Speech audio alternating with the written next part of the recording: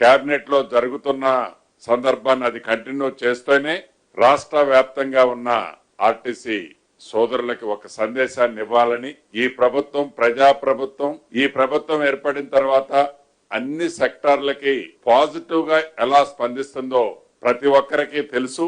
అదే విధంగా కార్మిక సోదరుల పక్షాన కూడా ఈ ప్రభుత్వం 100% పాజిటివ్ గా స్పందించి వారికి ఉన్న సమస్యలని ఎలా షార్ట్ అవుట్ చేయాలో చేసే విధంగా ఈరోజు కేబినెట్ లో ఫస్ట్ ఐటమ్ కింద దాన్ని టేక్ఓవర్ చేయటం జరిగింది.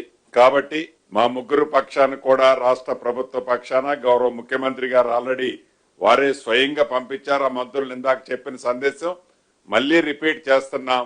ఎక్కడా కూడా మీరు క్షణ ఆవేశానికి లోనై మీ మనసుల్లో ఎటువంటిది పెట్టుకోవాల్సిన అవసరం లేదు.